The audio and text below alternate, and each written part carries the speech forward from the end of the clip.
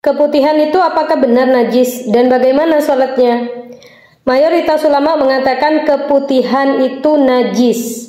Yang namanya najis nggak boleh dibawa ke dalam sholatnya kita. Jadi misalnya pakaian kita atau pakaian dalam terkena keputihan, maka pakaian dalam itu atau celana dalam nggak boleh dibawa sholat. Karena celana dalamnya otomatis najis, ada keputihannya.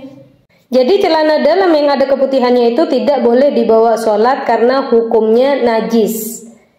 Dan cara mensucikannya pun ya dicuci dengan benar, dibuang najisnya, celana dalamnya dibuang keputihannya, baru setelah itu dicuci seperti biasa.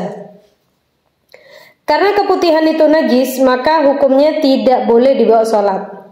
Bagaimana seandainya di tengah-tengah sholat kita keluar keputihan?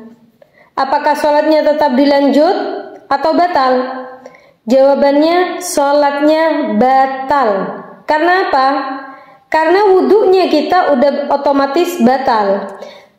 Salah satu yang membatalkan wudhu, keluar segala sesuatu baik dari kemaluan depan ataupun kemaluan belakang. Nah, yang namanya keputihan keluar daripada kemaluan depan.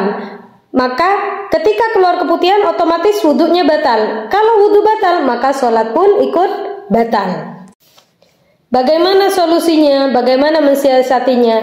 Bagi kita perempuan, sebagaimana yang diajarkan oleh guru-guru saya, ustadzah-ustadzah saya, sebaiknya sebelum kita wudhu, sebelum kita sholat, usahakan kencing, biar nggak bawa najis.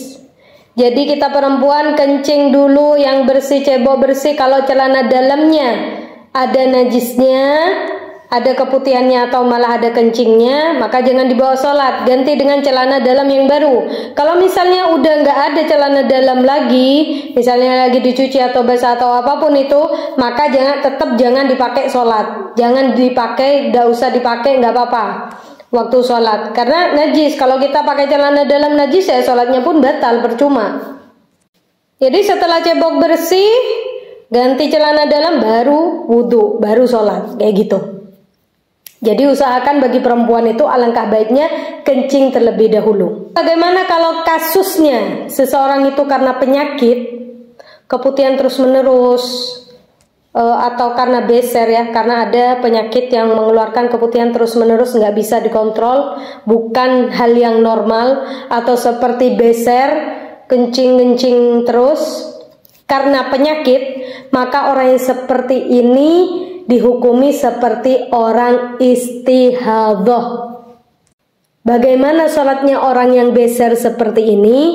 Maka orang yang seperti ini dengan kasus beser karena penyakit itu harus menunggu masuk waktu sholat dulu. Jadi kalau udah terdengar azan zuhur atau terdengar azan asar, udah masuk waktu sholat, baru kemudian pergi ke kamar mandi, cebok bersih. Setelah dicebok bersih, disumbat, entah itu pakai kapas atau bisa juga dengan ventilator.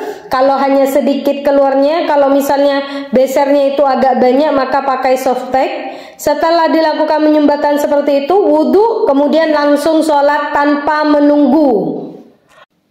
Kenapa di sini harus langsung sholat tanpa menunggu? Kalau masih nunggu duluan, misalnya masih mau sholat berjamaah di masjid atau di musola atau di rumah masih nunggu, masih ngurus sana atau nunggu suami, kalau di masa nunggu seperti itu keluar, maka batal duluan tuh wudhunya, nggak sah sholatnya. Jadi solusinya itu setelah selesai cebok, kemudian disumbat, wudhu, langsung sholat. Apabila di tengah-tengah sholat keluar najisnya, keluar besernya, maka dimaafkan sama Allah Subhanahu Wa Taala karena itu penyakit. Jadi kalau keluarnya sebelum waktu sholat, harus cebok bersih lagi, kemudian disumbat lagi, wudhu lagi, seperti itu. Maka daripada itu, orang yang beser itu hukumnya seperti orang istihadhah. Habis cebok bersih, disumbat, dipakai softtek atau ventilator, kemudian wudhu, setelah itu langsung sholat. Maka daripada itu, kenapa syaratnya harus menunggu waktu sholat? Karena nggak boleh nunggu orang yang punya kasus istihadhah atau beser seperti ini. Semoga bermanfaat. Assalamualaikum warahmatullahi wabarakatuh.